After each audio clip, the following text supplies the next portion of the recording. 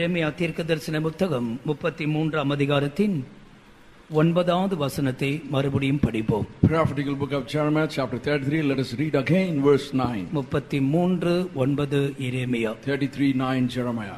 நான் அவர்களுக்கு செய்யும் நன்மை எல்லாம் கேட்கப் போகிற பூமியின் எல்லா ஜாதிகளுக்கும் முன்பாக அது எனக்கு மகிழ்ச்சியுள்ள கீர்த்தியாயும் புகழ்ச்சியாயும் மகிமையாயும் இருக்கும். நான் அவர்களுக்கு அருளி செய்யும் எல்லா நன்மை நிமித்தமும் எல்லா சமாதானத்தின் நிமித்தமும் இவர்கள் பயந்து நடுங்குவார்கள் என்று இஸ்ரவேலின் தேவனாகிய கர்த்தர் சொல்கிறார். And it shall be to be a name of joy, a praise and honor before all the nations of the earth, which shall hear all the good that I do unto them, and they shall fear and tremble for all the goodness and for all the prosperity that I procure unto it. நான் அவர்களுக்கு நன்மை செய்ய போகிறேன் என்று கர்த்தர் சொல்கிறார். The Lord says, I'm going to do good to them. நம்முடைய தேவன் மனப்பூர்வமாக ஒரு தீமையும் யாருக்கும் அவர் செய்வதே இல்லை. Our God willingly, he will not do any will to anyone.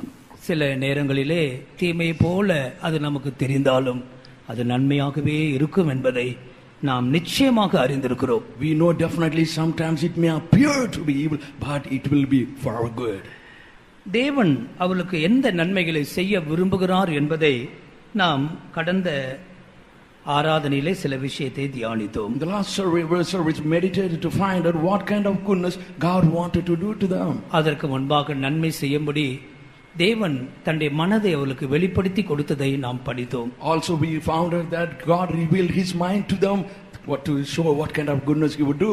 இந்த அதிகாரத்தை நீங்கள் படித்தால் 10 விதமான நன்மைகளை நாம் படிக்கலாம். When you read this chapter you will find 10 different types of goodness. அதிலே முதலாவதாக 6ஆம் வசனத்திலே சௌக்கியமும் ஆரோக்கியமும் நான் அவளுக்கு வர பண்ணுவேன் என்று ஆண்டவர் சொல்லுகிறார். Firstly in verse 6 you find that I will bring it health and cure. சௌக்கியமும் ஆரோக்கியமும் தேவன் நமக்கு கொடுத்திருக்கிற நன்மையாக இருக்கிறது. The health and cure which we have is a goodness God has given to us. அவர் நம்முடைய சரீரத்தை மாத்திரமல்ல நம்முடைய ஆத்துமாவையும் நம்முடைய சபையும் தேசத்தையும் கூட அவர் குணமாக்க விரும்புகிறார். Not only he wants to heal our body, also our soul, our church and the nation. எனக்கு சித்தம் உண்டு நீ சுத்தமாகு என்று ஆண்டவர் தன்னுடைய மனதை வெளிப்படுத்துகிறார். God reveals his mind in this way. It is my will for you to get healed. Get healed. அடுத்ததாக ஆண்டவர் அவளுக்கு பரிபூர்ண சமாதானத்தை தருவதாக இந்த 6ஆம் வசனத்திலே நாம் படிக்கிறோம். In the 6th same verse you read God would give them abundance of peace. பரிபூர்ண சமாதானம் என்று சொல்லுகிறது தேவனுடைய ஒரு விசேஷித்த நன்மையாகவே இருக்கிறது. Abundance of peace is also one of the special goodness of God. உலகத்தில் நீங்கள் பார்க்கும் பொழுது சமாதானத்தோடு வாழ்கிறவர்கள் எத்தனை பேர் என்பது கேள்விக்குறியாகவே இருக்கிறது. It is a matter of question to see in the world to find out how many people live with peace. நாடுகளை எடுத்துக்கொள்ளுங்களேன், எத்தனை நாடுகள் சமாதானமாய் இருக்கிறது. Take for example the nations. How many nations are without peace? நம்முடைய நாட்டுக்குள் எத்தனை கலவரங்கள் ஒவ்வொரு நாளும் நடந்து கொண்டே இருக்கிறது. Even in our own nation how many riots take place every day. கர்த்தருக்கு மகிமை உண்டாகட்டும். Glory to God. உலகளாவிய ஒரு சமாதான கேடு தேசத்தின் மேல் வந்து கொண்டிருக்கிறது. A worldly destruction of peace is looming over the nations. முகமதிய நாடுகளிலும் கூட தங்களுக்குள்ளே போரிட்டு கொண்டு ஒருத்தர் சுட்டு அழித்து கொண்டிருக்கிறதை நாம் பார்க்கிறோம். Even among the Muslim nations you see that they are fighting among themselves and killing each other. துன்மார்க்கனுக்கு சமாதானம் இல்லை என்று வேதாகமம் சொல்லுகிறது. The Bible says there is no peace for the wicked. ஏசாயா 57ஆம் அதிகாரத்தின் 20, 21 ஆகிய வசனங்களில் படித்தால் துன்மார்க்கனுக்கு சமாதானம் இல்லை என்று என் கர்த்தர் சொல்லுகிறார். Isaiah 57 verse 20 and 21 if you read the Lord says there is no rest for the wicked. நம்முடைய வாழ்க்கையிலே பாவமோ துன்மார்க்கமோ இருக்குமானால் நாம் சமாதானமாகவே வாழ முடியாது. Even in our lives if there is sin or any wickedness we cannot live in peace. எனவேதான் பரிசுத்த வாழ்க்கை உண்டானால் அங்கே சமாதானம் இருக்கும். Hence if you have a holy life there will be peace. ஒரு சிறுவனை குறித்து நான் படித்தேன். I read about a little fellow. அந்த சிறுவன் எப்படியோ ஒரு சந்தர்ப்பத்திலே ஒரு துப்பாக்கி குண்டை ரகசியமாக எடுத்துக்கொண்டான். A little boy in one time he carried a bullet with him. எடுத்துக்கொண்டான். அது அவனுக்கு துப்பாக்கியில் உபயோகப்படுத்துகிற குண்டு என்று தெரியும். ஆனால் திருப்பி கொடுக்கவோ அதை வீட்டில் கொண்டு போய் அப்பாவிடத்தில் கொடுக்கவோ தாய்க்கு சொல்லவோ அவனுக்கு மனம் வரவில்லை. He had the bullet, he knew it had to be used with the gun, but he did not have the mind to talk to his parents or share with anyone.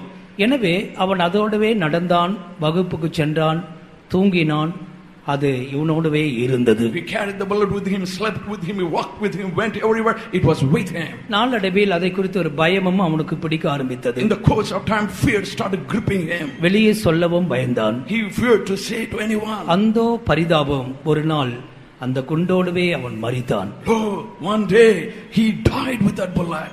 அவனுடைய சரீரத்தை அடக்கம் செய்வதற்காக ஆயத்தமாக்கின பொழுது அவன் ரகசியமாக அந்த துப்பாக்கி தோட்டாவை வைத்திருந்ததை கண்டுபிடித்தார்கள்.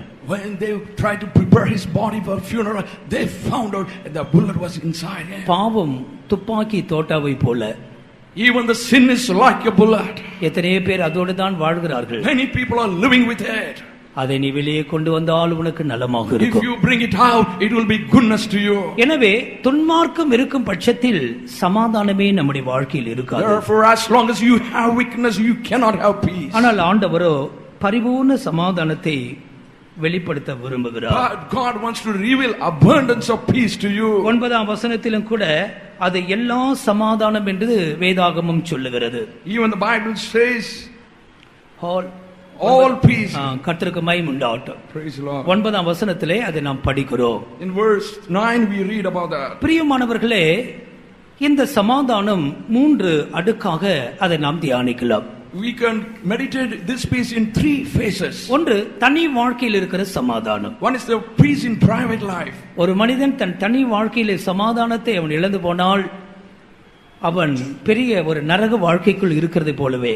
If a man loses his peace in his private life, it will be like living in hell. எனவேதான் தனி வாழ்க்கை சமாதானம் மிக முக்கியமானது. Therefore, the private peace is very important. இயேசு கிறிஸ்துவின் இரத்தத்தினாலே அவர் சமாதானத்தை கொடுக்கிறார். God gives peace by the blood of Jesus Christ. கொலோசியர் 1ஆம் அதிகாரம் 20ஆம் வசனத்திலே சிலுவையிலே சிந்தின இரத்தம் நமக்கு சமாதானத்தை கொண்டு வருகிறது. Colossians 1:1 we read that by the blood that was shed on Calvary he gives us peace. எபேசியர் 2ஆம் அதிகாரம் 14, 15 ஆகிய வசனங்களிலே அவருடைய மரணத்தினால் நாம் சமாதானத்தை பெற்றுக்கொள்கிறோம். Ephesians 2:14 and 15 through his death we get peace. எபேசியர் 6ஆம் அதிகாரத்தின் 15ஆம் வசனம் அவருடைய உபதேசத்தினால் அல்லது சத்தியத்தினாலே நாம் சமாதானத்தை பெறுகிறோம். Ephesians 6:15 by his doctrine or truth we receive peace. எனவே கிறிஸ்து தன்னுடைய மரணத்தினால் தன்னுடைய இரத்தத்தினாலே நமக்கு சமாதானத்தை கொடுக்கிறார். Therefore Christ gives us peace through his blood and his death.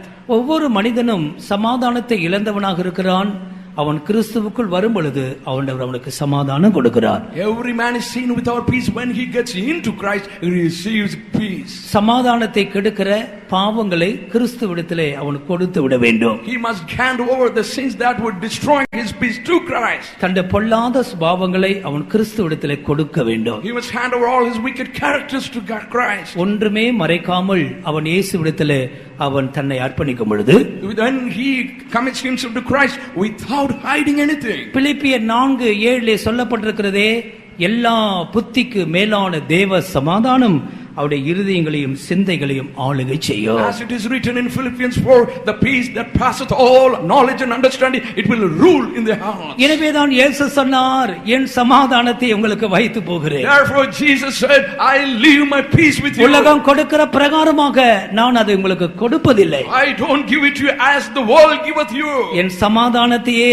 உங்களுக்கு வைத்து போகிறேன். My peace I have left for you. கர்த்தர் உனக்கு நன்மையாக இந்த சமாதானத்தை கொடுக்க விரும்புகிறார். As a goodness, God wants to give this peace to you. அதுதான் பிரியமானவர்களே ஒரு அற்புதமான வாழ்க்கை. That is the one, beloved ones, it's a miraculous life. கர்த்தருக்கு மகிமை உண்டாகட்டும். Glory to God. உன்னுடைய வாழ்க்கையில் அந்த சமாதானம் இருக்கிறதா? Do you have that peace in your life? அல்லது அடிக்கடி நீ இழந்து போகிறாயா? Are you often losing that peace? நீ அது உன்னுடைய வாழ்க்கையை நீ சோதித்து பார்க்க வேண்டியதா இருக்கிறது.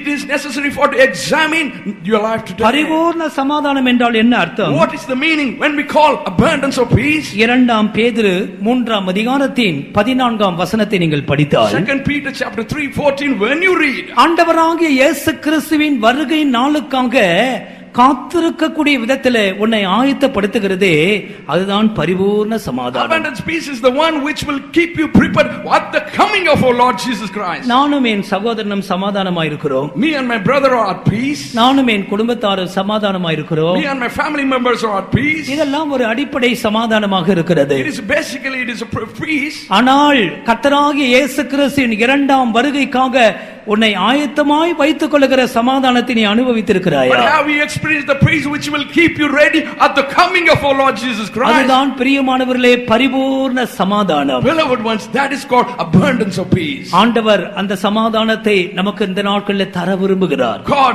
these days wants to give that peace to us. அப்போஸ்தலர் 9ஆம் அதிகாரத்தின் 31ஆம் வசனத்திலே Acts 9:31 சபைகளுக்குள் உண்டாகிற சமாதானத்தை குறித்து அங்கு எழுதப்பட்டிருக்கிறது. it is written about the peace that will prevail in the church. அந்த நாட்களிலே சபைகள் சமாதானம் பெற்றிருந்ததாம். In those days the churches had peace within. யூதேயா, கலிலேயா, சமாரியா நாடுகளிலே சபைகள் இருந்தது. There had churches throughout Judea, Galilee and Samaria. இதுல பல அனுபவங்களை நாம் பார்க்கிறோம். We see many experiences here. யூதர்கள் அதிகபட்சமாக வாழ்ந்த இடம் யூதேயா. Judea is the place where Jews lived more in number. கலிலேயாக்காரர்களும் யூதர்கள் தான், ஆனால் படிப்பறிவு இல்லாத பாமர மனுஷர்கள். Even the Galileans were Jews, but they were uneducated, illiterate.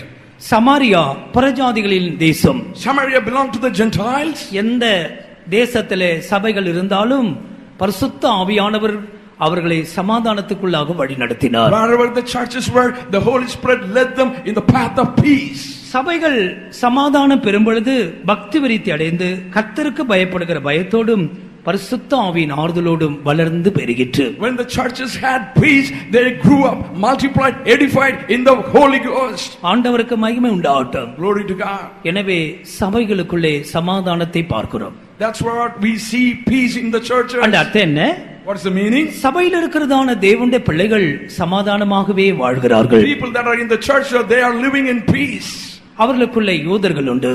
There were Jews among them. கலிலேயக்காரர்கள் இருக்கிறார்கள். Galileans were among them. சமாரியரும் இருக்கிறார்கள். Samaritans were among them. கர்த்தருக்கு மகிமை உண்டாகட்டும். Glory to God. சில இடங்களிலே நாங்கள் கேள்விப்படுகிற காரியம் என்னவென்றால், In certain places the thing we hear is, இந்த பகுதியை குறித்து எனக்கு அவ்வளவு தெரியாது. I don't know much about this region. மற்ற யார் வந்தாலும் அவர்கள் சபையில ஏற்றுக்கொள்வதில்லை. Whoever comes, the outsider come, the church people would not accept them. கர்த்தருக்கு மகிமை உண்டாகட்டும். Glory to God. அவர்களை விரட்டி அடிக்கிறார்கள். They would chase them away. இது எங்க சபை என்று This சொல்லுகிறார்கள். belongs to our church. கர்த்தருக்கு மகிமை Glory உண்டாகட்டும். to God.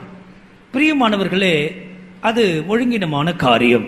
Beloved ones, it is disorderly.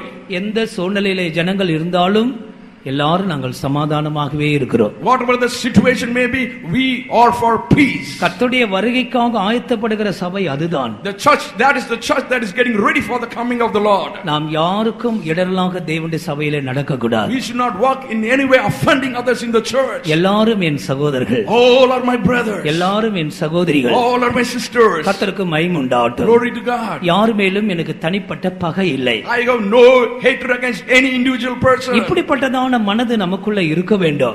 We should have such attitude. கர்த்தருக்கு மகிமை உண்டாகட்டும். Glory to God. அருமையானவர்களே, பிசாசு மனிதர்களை தூண்டி விடுகிறான். Beloved ones, devil is the one who instigates நீ அந்த people. குடும்பத்தோடு சேராதே. Don't join with that family. அவரோடு பேசாதே. Don't you talk to that கர்த்தருக்கு மகிமை people. உண்டாகட்டும். Glory to God. நான் உன் வீட்டுக்கு வரமாட்டேன். I will not come to your home. நீ என் வீட்டுக்கு வராதே. Don't you come to my home. இதெல்லாம் சத்தியத்தை அறியாதவர்கள் செய்கிற தவறுகளாக These are இருக்கிறது. things, those who do not know the truth, they do this. இப்போ ஒரு பெரிய நியாயத்தீர்ப்பு வரப்போகிறது என்று அறிந்தும் கூட இன்னும் சமாதானமா இருக்காதவர்கள் நம்முடைய மத்தியில் இருக்கத்தான் There are செய்கிறார்கள். people among them having known there's a great judgment is going to come, still go on doing this. கர்த்தருக்கு மகிமை உண்டாகட்டும். Glory to God. எனவே சபைகள் சமாதானமா இருக்கட்டும். Therefore, let there be peace in the church. கர்த்தர் நன்மை செய்வதாக சொல்லி இருக்கிறார். God has promised to give you goodness. கர்த்தருடைய சபை சமாதானமா இருக்கும். The church of God will be at peace. மூன்றாவதாக தேசத்துக்கு சமாதானத்தை குறித்து எரேமியா 29ஆம் அதிகாரம்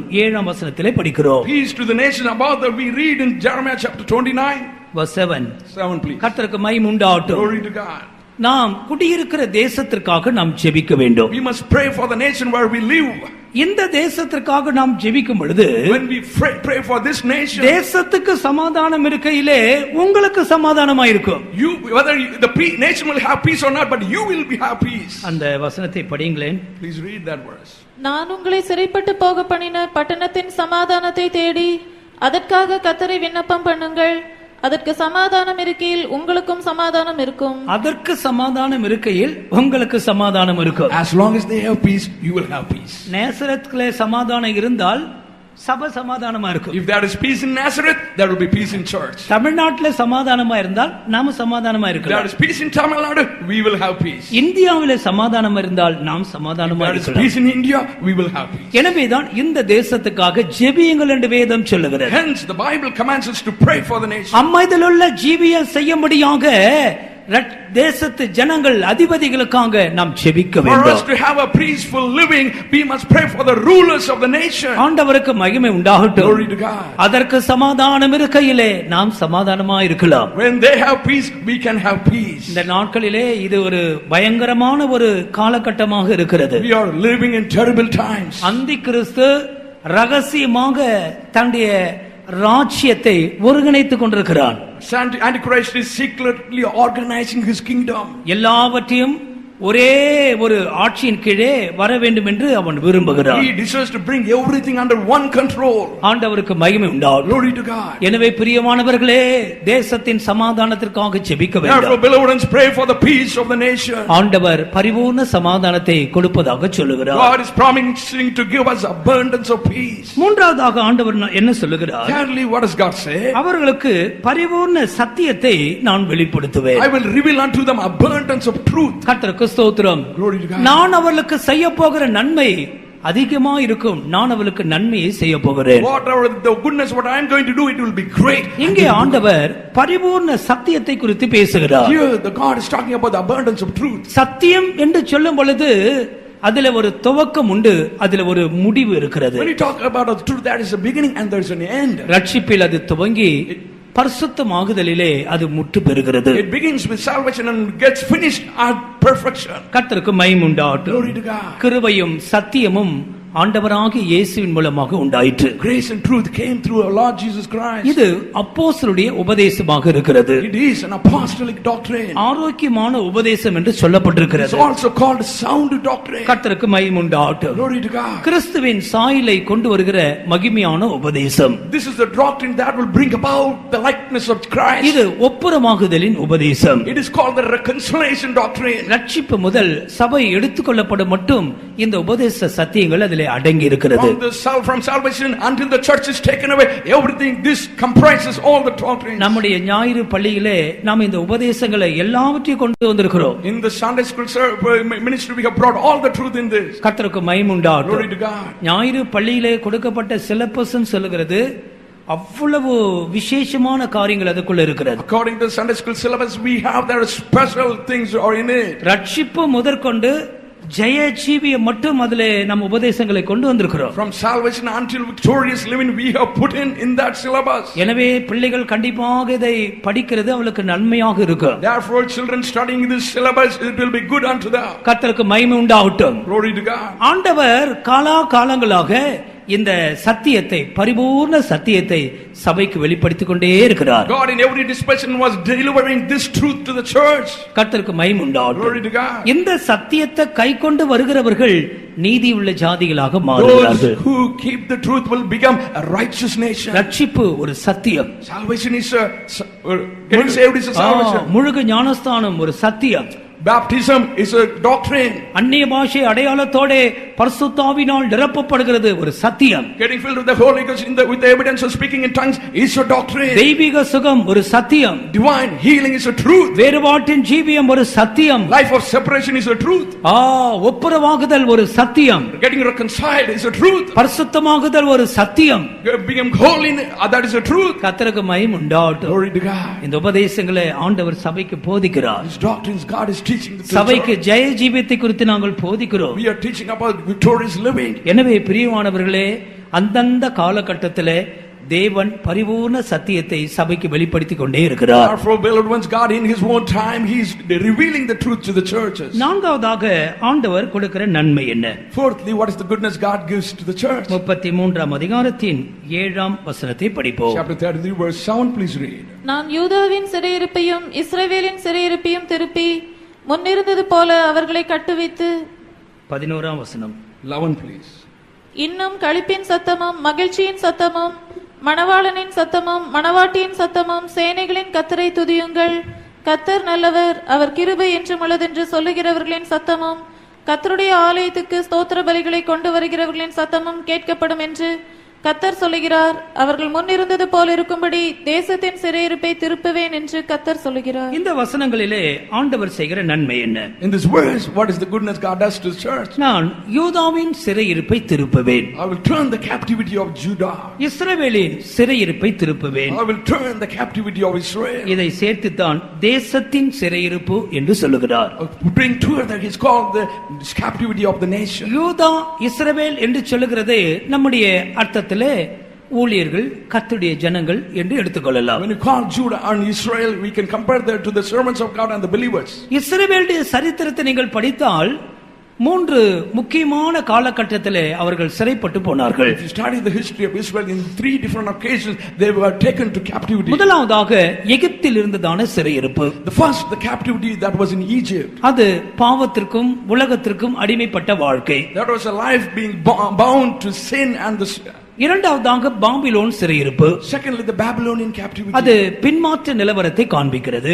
It refers to a backslidden life. இதை போலதான் அசிரியாவிலே அவர்கள் அசிரிய தேசத்திற்கு சிறைப்பட்டு போனது. Likewise, they were taken as slaves to Assyria. இஸ்ரவேலின் சரித்திரத்திலே 3 விதங்களிலே அவர்கள் சிறைப்பட்டு போயிருந்தார்கள். In the history of Israel, they were in 3 different ways they were taken as captives. இந்த சிறைப்பட்டு போனதற்கெல்லாம் ஒரு முக்கியமான ஒரு காரணம் There இருந்தது. was one particular reason why they were taken as captives. தங்கள் தேவனாகிய கர்த்தரை மறந்து விக்கிரகங்களுக்கு அவர்கள் ஆராதனை செய்ய ஆரம்பித்தார்கள். Having forgotten their Lord, their God, and started worshipping the idols. தேவனுடைய மனப்பூர்வமாக அவருடைய உபதேசத்தையும் அவருடைய பிரமாணங்களையும் கைக்கொள்ளாமல் போனார்கள். Willingly they forsook the commandments and the laws of God. கர்த்தருக்கு மகிமை உண்டாகட்டும். Glory to God. இந்த காரியத்தை அவர்கள் செய்து கொண்டிருந்தபடியினால்தான் தேவன் அவர்களை சிறையிருப்புக்கு ஒப்புக்கொடுத்தார். Because they were given to such things, God took them as captives. இஸ்ரவேலே கேள், உன் தேவனாகிய கர்த்தர் ஒருவரே. Oh Israel, hear, your Lord, He is one. அவரை முழு இருதயத்தோடு முழு பலத்தோடு முழு ஆவியோடு நீ அவரை ஆராதிக்க வேண்டும். You must serve Him with all your strength, with all your soul, and with all your spirit. உன் தேவனாகிய கர்த்தர் ஒருவரே. Your Lord God is one. உனக்குள்ளே அந்நிய தேவர்கள் இருக்க வேண்டாம். There should not be any other gods in you.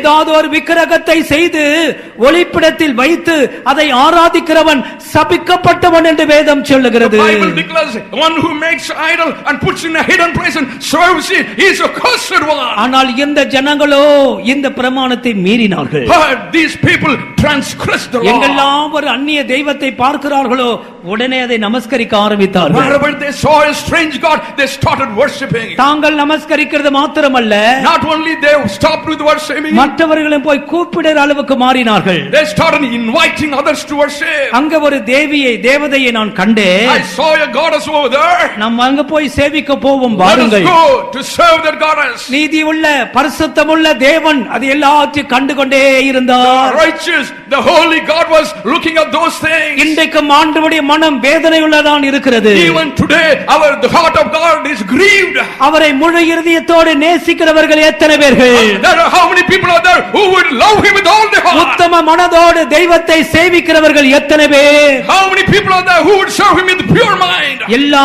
அந்நிய தேவர்களை அகற்றி விடுவோமாக. Put away the strange gods. ஆண்டவர் சிறையிருப்பை மாற்ற விரும்புகிறார். God wants to turn your captivity. கர்த்தருக்கு ஸ்தோத்திரம். Glory, praise the Lord. எத்தனையோ சிறையிருப்புக்குள்ளே மனிதர்கள் அகப்பட்டுக் கொள்கிறார்கள். Many people are caught in captivity of different kinds. Strange love, அந்நிய அன்பு ஒரு பொல்லாத சிறையிருப்பு. Strange love is a terrible captivity. இந்த நாட்களிலே வாலிபர்கள் போய் சிக்கிக் கொள்கிறது அதில்தான். These days the youth get caught easily. கர்த்தருக்கு ஸ்தோத்திரம். Praise the Lord. இப்படி பண ஆசை, Love of money. இப்படி எத்தனையோ காரியங்களை நம்ம சொல்லிக்கொண்டே You போகலாம். can go on saying like these things. ஆண்டவருக்கு ஸ்தோத்திரம். Praise the Lord. ஆண்டவர் அவருடைய சிறையிருப்பை திருப்புவதாக சொல்லுகிறார். God is promising to turn their captivity. வியாதி ஒரு சிறையிருப்பு, Sickness is a captivity. சாபம் ஒரு சிறையிருப்பு. Curse is a captivity. தொடர்ந்து கடன் வாங்கி கொண்டிருந்தாலே அது ஒரு கேப்டிவிட்டி, அது ஒரு சிறையிருப்பு தான். If keep buying things from somebody, getting things on a loan, it is captivity. கர்த்தருக்கு ஸ்தோத்திரம். Praise the Lord. எந்த காரியத்திலும் நீங்கள் சிறையிருப்புக்குள் இருக்கும்படி தேவன் விரும்புவதே இல்லை. God does not want you to stay in captivity in anything. ரகசியமான பாவங்கள், Hidden sins. கர்த்தருக்கு மகிமை உண்டாகும். Glory to God. ஆண்டவர் என்ன சொல்லுகிறார்? What does God say? நான் யூதாவையும் விடுவிக்க போகிறேன், இஸ்ரவேலையும் விடுவிக்க போகிறேன். I am going to liberate Judah and also Israel. அவர்களுடைய சிறையிருப்பை திருப்பி முன் இருந்தது போல் அவர்களை நான் கட்டுவிப்பேன். I will, having returned the captivity, I will build them as first. எந்த காலங்கள் சிறையிருப்பிலிருந்து வெளியே வருகிற காலங்களா இருக்கட்டும். Let this season be a season where you come out of your captivity. குற்ற மனசாட்சி விட்டு வெளியே வாருங்கள். Come out of that evil conscience. கிறிஸ்தவ வாழ்க்கை சிறகடித்து பறக்க வேண்டிய வாழ்க்கை. Christian life is a life you will flap your wings and fly கர்த்தருக்கு high. மகிமை உண்டாகட்டும். Glory to God. சிறையிருப்பை விட்டு வெளியே Come வாருங்கள். out of your captivity. முன் இருந்தது போல அவர்கள் இருப்பார்களாம். They will be as they were in the beginning. அங்கே அதற்கு 6 அர்த்தங்கள் 11ஆம் வசனத்திலே சொல்லப்பட்டிருக்கிறது. In verse 11 there are 6 definitions of அவங்க given. முன்ன எப்படி இருந்தாங்க, How they were in the beginning. இந்த 11ஆம் வசனத்தில் 6 விதமான சத்தங்களை குறித்து சொல்லப்பட்டிருக்கிறது. In verse 11 there are 6 types of sounds given. இந்த 6 விதமான சத்தங்கள் நமக்குள் இருந்தால் நாம் சிறையிருப்பிலிருந்து விடுதலையாக்கப்பட்டவர்கள், முன் இருந்தது போல் கர்த்தரால் நாம் ஆசீர்வதிக்கப்பட்டவர்களாகவே இருக்கிறோம். If we have the 6 voices in us, then we are a blessed people of God, and we have been restored to the beginning. முதலாவதாக களிப்பின் சத்தம். First, the voice of joy. இந்த சத்தங்களை நீங்கள் படிக்கும் பொழுது முதலாவது எழுத்தின் பிரகாரமாக சில காரியங்களை சொல்லுகிறேன். When you study about these voices, I'm going to talk to you about certain literal meanings. எதன் அடிப்படையிலே இந்த சத்தங்கள் இஸ்ரவேலுக்குள்ளே தொனித்தது? On what basis they had these voices among them? அவர்கள் நன்றாக வாழ்ந்த பொழுது, நன்றாக இருந்த பொழுது, when they had their good living, ஒரு விவாகம் என்றால், ஒரு பண்டிகை என்றால், இந்த எல்லா சத்தங்களும் ஊர்ல தொனித்துக் கொண்டே இருக்கும். In case of wedding or a festival, there would be voices rising in the nation. இதுல இல்லாத சில சத்தங்களை கூட உண்டு. எந்திரத்தின் சத்தம், அப்படி எல்லாம் பல பாடுகிறவர்களின் சத்தம், அதாவது ஒலிவ பழங்களை திராட்சை பழங்களை பறித்து ஆலையில போட்டு அதை காலால் தான் மிதிச்சுதான் ரசத்தை எடுப்பார்கள். There are other voices beside the voices given. That is one kind of voice, the voice of the grinding, and the other voice is when you trample the grapes in the திராட்சை பழங்களை மிதிக்கும் போது மேல கயிறு கட்டி இருக்கும். அந்த கயிறு கட்டிக்கிட்டே பாட்டு பாடிக்கிட்டே மிதிப்பார்கள். While trampling the grape, there will be a rope hanging from the top. They will be holding on to the rope and singing songs. ஒரு விவாகம் என்றால் ஒரே சத்தமா இருக்கும், ஆர்ப்பரிப்பின் சத்தமா. There is a wedding, there will be shouts of joy. ஆனா இப்ப அவங்க சிறையிருப்புக்கு போய் விட்டார்கள். Now they are in captivity now. ஆண்டவர் சொல்றார், நான் எல்லாத்தையும் மாற்றுவேன். I will restore everything. இந்த சத்தங்கள் எல்லாம் மறுபடியும் உங்களுக்குள்ள தொனிக்குன்னு சொல்றார். All these voices will be sounding again when you. இதன் சத்தத்தை ஆவிக்குரிய கருத்திலே நாம் படிக்கிறோம். When you study in terms of spiritually. முதலாவதாக களிப்பின் சத்தம். First, the voice of joy. களிப்பின் சத்தம் என்றால் அந்த அர்த்தம் என்ன? What is the meaning of voice of joy? பிரியமானவர்களே, 31:13 கூட படிங்களேன். 31:13, please read. அப்பொழுது கன்னிகைகளும் வாலிபரும் முதியோரும் கூட ஆனந்த களிப்பாய் மகிழுவார்கள். நான் அவர்கள் துக்கத்தை சந்தோஷமாக மாற்றி அவர்களை தேற்றி அவர்கள் சஞ்சலம் நீங்க அவர்களை சந்தோஷப்படுத்துவேன். இந்த களிப்பு எப்படி உண்டாகிறது? How they would have this joy? 31ஆம் வசனம் சீயோனுக்கு திரும்பி வருதலை குறித்து பேசுகிறது. Verse 31 is talking about coming back to Zion. அவர்கள் சிறையிருப்பிலிருந்து திரும்பி வருகிறார்கள். They were coming back from captivity. 9ஆம் வசனம் அழுகையோடு விண்ணப்பங்களோடு திரும்பி வருகிறார்கள். In verse 9 with the tears and they were returning. 6ஆம் வசனம் எழுந்திருங்கள், சீயோனிலே நம்முடைய தேவனாகிய கர்த்தரிடத்திலே போவோம். In verse 6, arise ye, let us go up to Zion unto the Lord our God. ஆண்டவருக்கு மகிமை உண்டாகட்டும். Glory to God. களிப்பின் சத்தம் என்று சொல்லுகிறது கர்த்தர் பக்கம் முழுமையாக திரும்பி வருகிறதான அனுபவத்தை காண்பிக்கிறார். When you return completely to God, then you can have the voice of joy.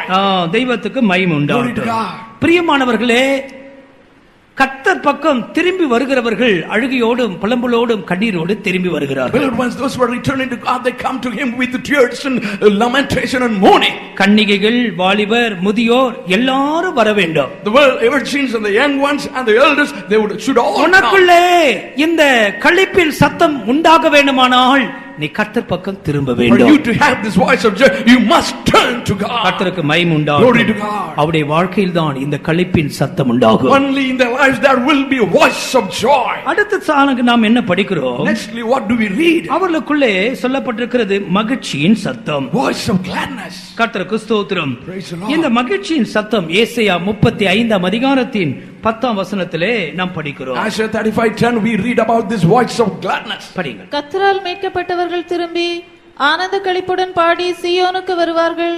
நித்திய மகிழ்ச்சி அவர்கள் தலையின் மேல் இருக்கும். சந்தோஷமும் மகிழ்ச்சியும் அடைவார்கள். சஞ்சலமும் தவிப்பும் ஓடிப்போம். கர்த்தரால் மீட்கப்பட்டவர்கள் சீயோனுக்கு வருவார்கள். The ransom of the Lord shall return to Zion. ஆனந்த களிப்போடு பாடி சீயோனுக்கு வருவார்கள். Come to Zion with song, everlasting song. நித்திய மகிழ்ச்சி அவருடைய தலையின் மேல் இருக்கும். Everlasting joy shall be upon their heads. சந்தோஷமும் மகிழ்ச்சியும் அடைவார்கள். They shall obtain joy and gladness. சஞ்சலமும் தவிப்பும் அவர்களை விட்டு ஓடிப்போ. Sorrow and sighing shall flee away.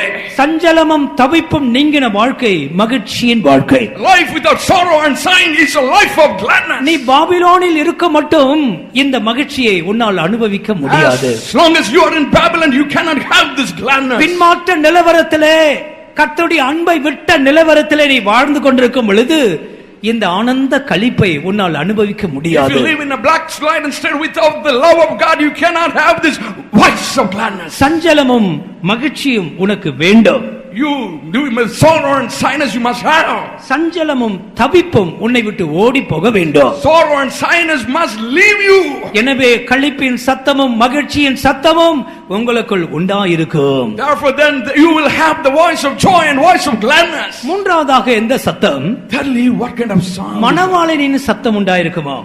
Thirdly, there will be the voice of the bridegroom. கர்த்தருக்கு மகிமை உண்டாகட்டும். Glory to God. அருமையானவர்களே, கர்த்தர் செய்கிற நன்மையை பாருங்கள். Beloved ones, look at the goodness of God. யார் இந்த மணவாளன்? Who is this bridegroom? யூதாவிலும் இஸ்ரவேலிலும் இந்த மணவாளனின் சத்தம் கேட்கட்டும்.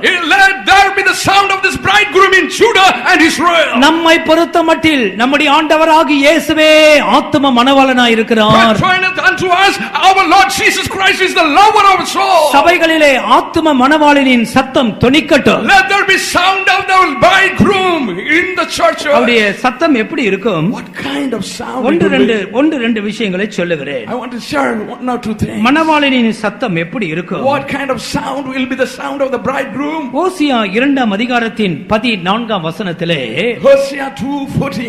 அங்கே மணவாளனையும் மணவாட்டியும் நாம் படிக்கிறோம். We read here about the groom and the bridegroom. ஆயினும் இதோ நான் அவளுக்கு நயங்காட்டி அவளை வனாந்தரத்தில் அழைத்து கொண்டு போய் அவளோட பட்சமாய் பேசி. ஆண்டவருடைய சத்தம் எப்படி இருக்கும்? What kind of sound it will be? அவளை சபையை நயம் காட்டி ஏமாற்றி வனாந்தரத்துக்கு அழைத்து கொண்டு போகிறார். I will talk nicely to her and lure her into wilderness. அப்படி ஏமாற்றி கொண்டு போகிறாரா? God takes them to the wilderness in a deceptive way. நயம் காட்டி கொண்டு போகிறார். He lures her.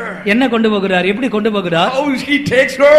நான் உனக்கு கானான் கொடுக்க போகிறேன். I'm going to give you Canaan. நீ அங்க வந்து பாரு, ஃபுல்லா பால் தான் ஓடிட்டு இருக்கும். Come and see that it will be filled with milk. ஃபுல்லா தேனா தான் இருக்கும். It will be filled with honey. கர்த்தருக்கு மகிமை Glory உண்டாகட்டும். to God.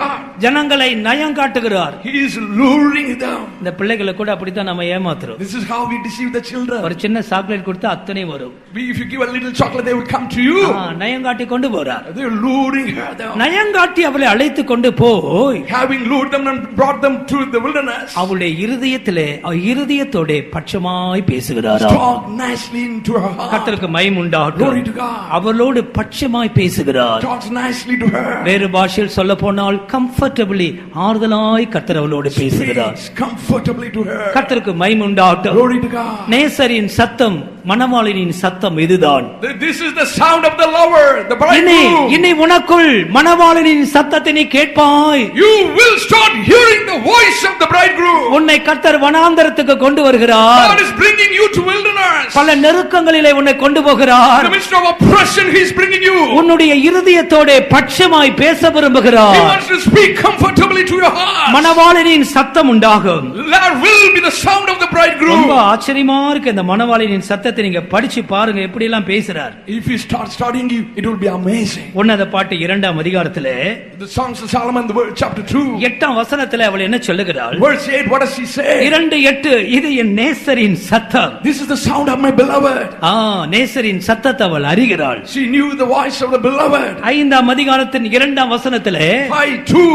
என் நேசரின் சத்தத்தை கேட்கிறேன், கதவை தட்டுகிற என் நேசரின் சத்தம். I hear the voice of my beloved, the one who knocks at the door. மணவாளனின் சத்தம் தேசத்திலே கேட்கட்டும். Let there be the voice of the bridegroom in the nation. அடைக்கப்பட்ட கதவுகளை தட்டுகிறார். He is knocking at the shut doors. கடின உள்ளங்களை தட்டுகிறார். He is knocking at the hardened hearts. நீயோ சத்தத்தை பகுத்தறிந்து கொள்.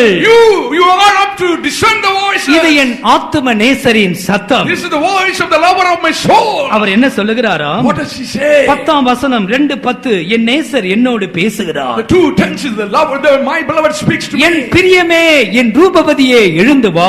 Oh my beauty, my beloved, rise and come. என் நேசர் என்னோடு பேசுகிறார். Oh, with this my beloved is speaking to me. கர்த்தருடைய மணவாளனின் சத்தம் சபைகளிலே உண்டாகட்டும். Let there be the voice of the bridegroom in the churches. ஆண்டவருக்கு மகிமை உண்டாகட்டும். Glory to God. கன்மலையின் வெடிப்புகளில் தங்குகிற என் மறைவிடங்களில் தங்குகிற என் புறாவே.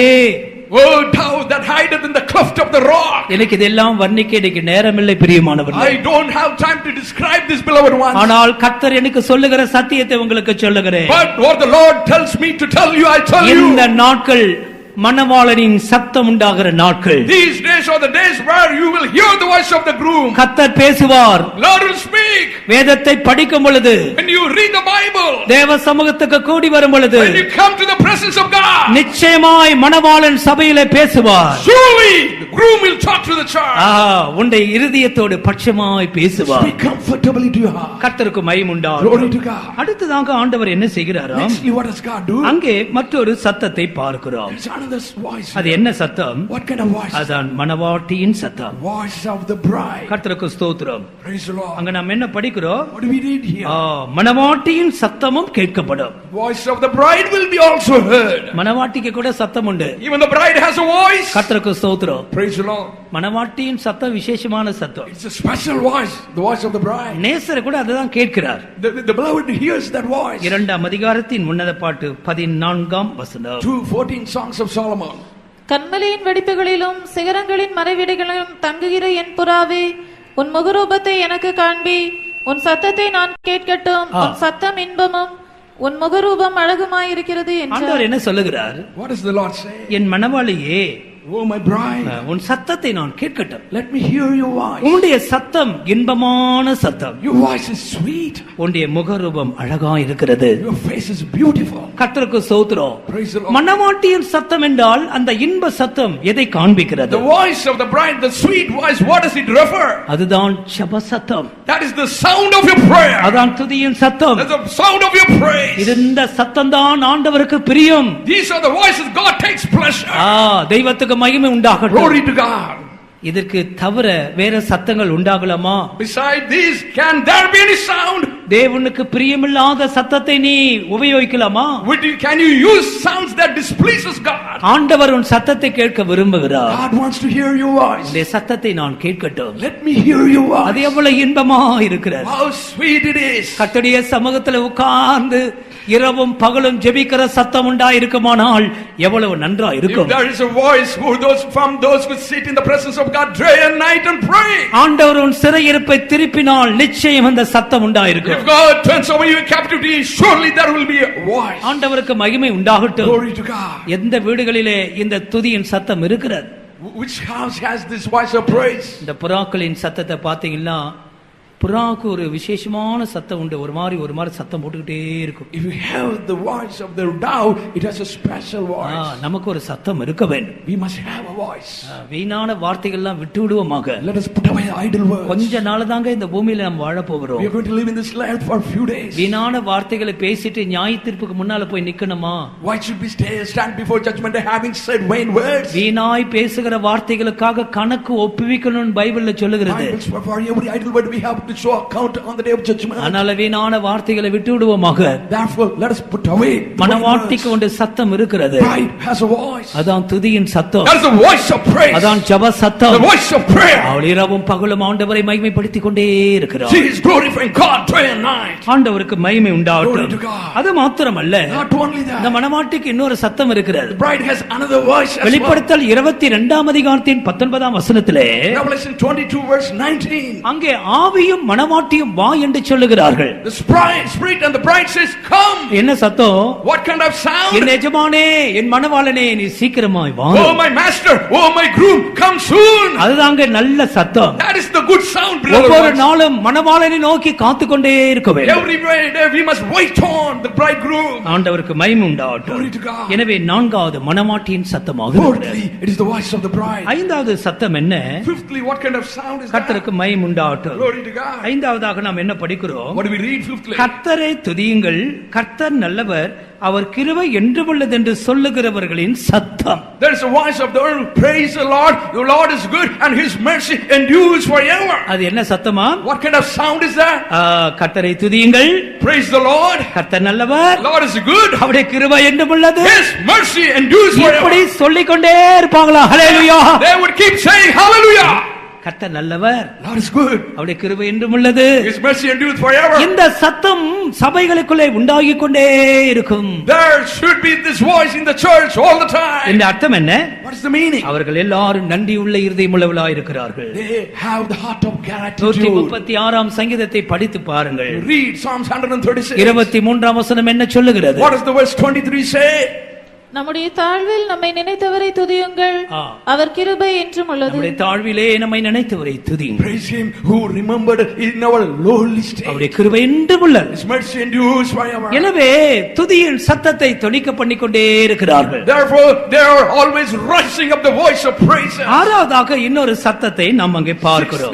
We are looking at அது என்ன சத்தமா? What kind of voice is that? கர்த்தருடைய ஆலயத்திற்கு ஸ்தோத்திர பலிகளை கொண்டு வருகிறவர்களின் சத்தம். The voice of those people who bring thanksgiving to the temple. ஹல்லேலூயா.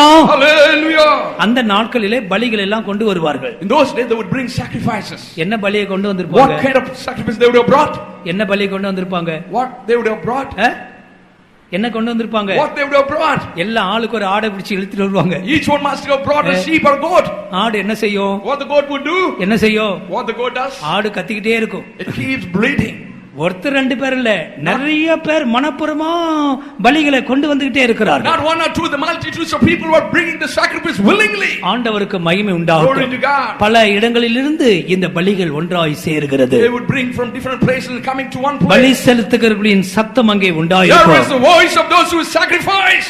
அதுதான் ஊழியத்தில் உண்டாகிறதான ஒரு எழுப்புதல். That is the revival that happens in the ministry. நமக்கு ஆண்டவர் ஊழியங்களை கொடுத்திருக்கிறார். God has given us ministries. ஸ்தோத்திர பலிகளை செலுத்துகிறவர்களின் சத்தம் உண்டாயிருக்கட்டும். Let there be the voice of those who offer sacrifices of thanksgiving. ஊழியம் செய்கிறவர்களின் சத்தம் உண்டாயிருக்கட்டும். Let there be the voice of those who minister. ஆண்டவருக்கு மகிமை உண்டாகட்டும். Glory to God. அருமையான தேவனுடைய பிள்ளைகளே, Beloved children of God. இந்த சத்தங்கள் எல்லாம் நமக்குள்ள உண்டாகணும். We must have these voices. அதான் சிறையிருப்பிலிருந்து திரும்பினவர்கள். That is a sign of returning from captivity. ஆண்டவருக்கு மகிமை Glory உண்டாகட்டும். to God. இன்றைக்கு ஐந்தாவது விஷயத்தை நான் சொல்லி முடிக்கிறேன். I'm going to finish with the fifth thing. இப்போது 8ஆம் வசனத்தை படியுங்கள். Let's read verse 8. அவர்கள் எனக்கு விரோதமாய் குற்றம் செய்த அவர்களுடைய எல்லா அக்கிரமங்களுக்கும் அவர்களை நீங்களாக சுத்திகரித்து, அவர்கள் எனக்கு விரோதமாய் குற்றம் செய்து எனக்கு விரோதமாய் துரோகம் பண்ணின அவர்களுடைய எல்லா அக்கிரமங்களையும் மன்னிப்பேன். இது அவளுக்கு ஆண்டவர் செய்கிற மகா பெரிய ஒரு நன்மையா இருக்கிறது. This is a great goodness what God does to them. அவர்கள் எனக்கு விரோதமாக குற்றம் செய்தார்கள். They did evil against me. நான் அவருடைய அக்கிரமங்களை நீங்கி சுத்திகரிப்பேன். I will pardon them and cleanse them from all the iniquity. எனக்கு விரோதமாக துரோகம் பண்ணினார்கள். They were treacherous against. அவருடைய எல்லா துரோகங்களை அக்கிரமங்களை மன்னிப்பேன். I will forgive all the iniquity and transgression. கர்த்தருக்கு ஸ்தோத்திரம். Praise the Lord. மன்னிப்பு ஒரு பெரிய விஷயம். Getting pardon is a great thing. 50ஆம் அதிகாரத்தின் 20ஆம் வசனத்தை படிங்கள். எரேமியா 50 verse 20, Jeremiah please. அந்நாட்களிலும் அக்காலத்திலும் இஸ்ரவேலின் அக்கிரமம் தேடப்பட்டாலும் அது காணாதிருக்கும், யூதாவின் பாவங்கள் தேடப்பட்டாலும் அவைகள் கிடையாதிருக்கும். நான் மீதியாக வைக்கிறவர்களுக்கு மன்னிப்பேன் என்று கர்த்தர் சொல்கிறார். ஆண்டவர் மன்னிப்பதாக சொல்லுகிறார். God is telling that he would potter. அந்நாட்களிலும் அக்காலத்திலும் In those days, in those times, அது கிருபையின் காலத்தை குறித்து எழுதப்பட்டிருக்கிறது. it is talking about the period of grace. அக்கிரமங்கள் தேடப்பட்டாலும் கூட அது காணாது இருக்குமா? Even if you seek after iniquity, you will not find it. அது கிடையாது இருக்கும். It will not be sought. ஏனென்றால் அவருடைய அக்கிரமங்களை அவர் மன்னிக்கிறார். Because he forgives their iniquity. 31ஆம் அதிகாரத்தின் 34ஆம் வசனம் என்ன சொல்லுகிறது? 31, 34, what does it say? அவருடைய அக்கிரமங்களை நான் மன்னிப்பேன், I will forgive their iniquity. அவருடைய பாவங்களை நான் நினையாதிருப்பேன். I will not remember their sins anymore. சுத்தமான ஜலத்தை நான் அவர்கள் மேல் தெளிப்பேன். I will sprinkle clean water upon them. நீங்கள் சுத்தமாவீர்கள். You will be cleansed. மீறுதல்களை மன்னிக்கிற தேவனுக்கு ஒப்பானவர் யார்? Who is like unto our God, who forgives the transgression of the people? உன்னுடைய மீறுதல்களை மேகத்தைப் போல் கார்மேகத்தைப் போல் அகற்றி விட்டேன். I have removed them as the cloud, dark cloud. உன்னுடைய பாவங்களை நான் குலைத்து போடுகிறேன். I brought out your sins. அருமையான தேவனுடைய பிள்ளைகளே, Beloved children of God, ஆண்டவர் அவளுக்கு மன்னிப்பதாக சொல்லுகிறார். God is promising them to forgive them. கர்த்தருக்கு மகிமை உண்டாகட்டும். Glory to God. எனவே இந்த வசனங்களை அவர்கள் விசுவாசிக்க வேண்டியதாக இருக்கிறது. It was necessary for them to believe these verses. உனக்கு ஆண்டவர் செய்கிற மகா பெரிய ஒரு நன்மை என்ன தெரியுமா? What is the great goodness God would do to you? Did you know? பாவ மன்னிப்பின் நிச்சயம். Assurance of your sins forgiven. ஆண்டவருக்கு மகிமை உண்டாகட்டும். Glory to God. ஜான் பனியன் எழுதினதான மோட்ச பிரயாணத்தை நீங்கள் அநேகர் You வாசித்திருக்கலாம். might have read the book called Pilgrim's Progress, written by John Bunyan. அழிவின் நகரத்தை நோக்கி, அழிவின் நகரத்தில் இருந்து ஒளிமயமான நகரத்துக்கு அவன் பிரயாணப்படுகிறான். When he started off from the city of destruction to the city of light. கர்த்தருக்கு மகிமை உண்டாகட்டும். Glory to God. ஆனால் அவன் முதுகிலே அந்த கிறிஸ்தியான் அவன் தான் பிரயாணம் போகிறான். அவன் முதுகில ஒரு பெரிய பாரம் இருக்கிறது. Christian, who while he was journeying, he had a great burden on his back. பெரிய பாரத்தை சுமந்து கொண்டிருக்கிறான். He was carrying a great burden on his back. ஆனாலும் வாசல் வழியாய் கடந்து அந்த மோட்ச நகரத்துக்கு போக வாஞ்சிக்கிறார். But he had the desire to get to the heavenly city. அவனை ஒரு தேவ மனுஷன் சந்திக்கிறார். A saint of God meets him. அல்லது சுவிசேஷம் அவனை சந்திக்கிறது. Gospel was meeting him. இந்த பாரத்தோடு கூட நீ பிரயாணம் பண்ண முடியாது. You cannot carry on with this burden. இந்த பாரத்தை மாற்றுகிற ஒரு வழியை சொல்லிக் கொடுக்கிறேன். I will show you a way so that you can put away this அந்த burden. வழி அவனுக்கு சொல்லப்பட்ட பிற்பாடு When that way was taught him, அந்த பெரிய பாரம் அவனுடைய முதுகிலிருந்து கீழே விழுகிறது. burden rolled off his back. பெரிய பாரங்கள் அவனை விட்டு நீங்குகிறது. Great burden left him. அவன் சந்தோஷத்தோடு தன் பிரயாணத்தை தொடர்கிறான். With joy he continued his journey. அருமையான தேவனுடைய பிள்ளைகளே, Beloved children of God, மோட்ச பிரயாணம் பாரமில்லாத வாழ்க்கையில் தான் அது சாத்தியமாகும். heavenly journey is only possible with a life without burden. தேவன் மன்னிக்க விரும்புகிறார். God wants to forgive you. இந்த நாட்களிலே இந்த மன்னிப்பை நீங்கள் மேன்மைப்படுத்துங்கள். In these days, esteem the forgiveness of God. மன்னிக்கப்பட்டிருக்கிறதை நிச்சயப்படுத்திக் கொள்ளுங்கள். You make sure you are forgiven. சாத்தான் அங்கே கேள்வி எழுப்புவதற்கு இடம் கொடுக்க வேண்டும். Don't you give room to say for Satan to raise doubts. அவருடைய எல்லா அக்கிரமங்களை நான் மன்னித்திருக்கிறேன். He has forgiven all his அவருடைய iniquity. துரோகங்களை மன்னித்திருக்கிறேன். I have forgiven their treachery. என்னை விட்டு விலகி போனார்கள். They went away from me.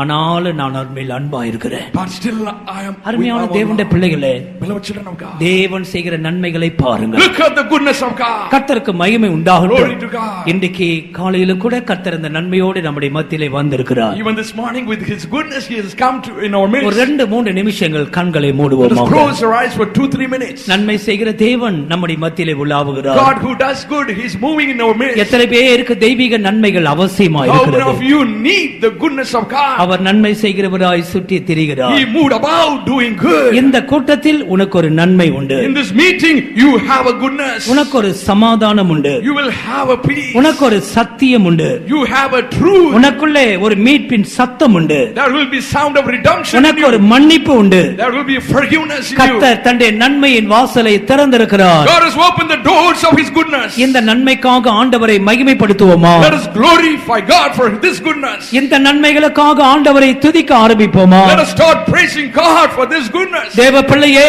கர்த்தர் நன்மை செய்கிறவராகவே இருக்கிறார். Children of God, God is who he does good. இன்றைக்கு இந்த கால வேளையிலே பரலோகத்தை நோக்கி துதியின் சத்தங்கள் போகட்டும். This morning lift up your praise so that it may reach to heaven. கர்த்தாவே, நீர் எனக்கு செய்த எல்லா நன்மைகளுக்காக நன்றி என்று சொல்லுவோமாக. Let us say, Lord, thank you for all the goodness you have done unto me. துதிக்க ஆரம்பிப்போமாக. Let us start praising. துதியிலே ஒரு ஜீவன் இருக்கட்டும். Let there be life in your spirit. அவர் துதியிலே வாசமாய் இருக்கிறார். Dwells in your praises. நன்மை செய்த தெய்வத்தை துதிப்போமாக. Let us praise God who does good. ஸ்தோத்திர பலிகளை செலுத்துவோமாக.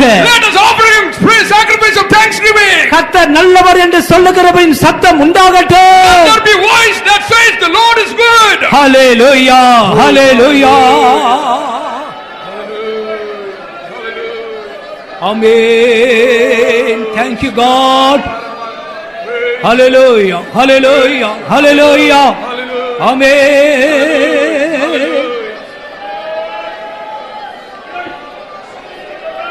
Tave stotram stotram stotram. Hallelujah, hallelujah. நெருக்கப்பட்டோம் மடிந்திடாமல் கர்த்தர்தாம் நம்மை காத்ததாலே நெருக்கப்பட்டோம் மடிந்திடாமல் கர்த்தர்தாம் நம்மை காத்ததாலே அவர் நல்லவர் அவர் வல்லவர் அவர் கிருபை என்றுமுள்ளது. Hallelujah. அவர் நல்லவர் அவர் வல்லவர் அவர் கிருபை என்றுமுள்ளது. தேவ கிருபை என்றுமுள்ளது. அவர் கிருபை என்றுமுள்ளது. அவரை போற்றி துதித்து பாடி ஹல்லேலூயா இயேசுவே அவரை போற்றி துதித்து பாடி அல்லேலூயா பரிபூர்ண நெருக்கப்பட்டோம் மடிந்திடாமல் கர்த்தர் நம்மை நன்றி. நெருக்கப்பட்டோம் மடிந்திடாமல் காத்ததாலே அவர் நல்லவர் என்று துதிப்போம். அவர் கிருபை என்றுமுள்ளது. அவர் நல்லவர் தேவனே, என் தேவனே, துதிக்கட்டும்.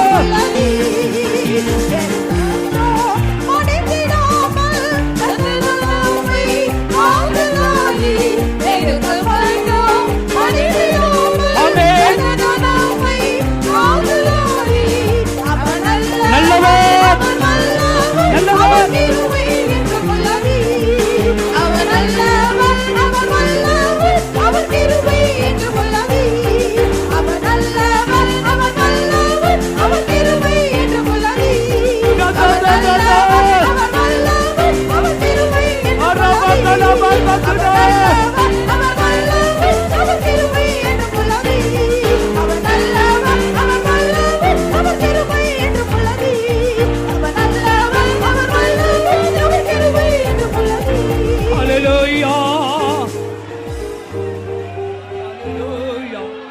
Hallelujah. Hallelujah.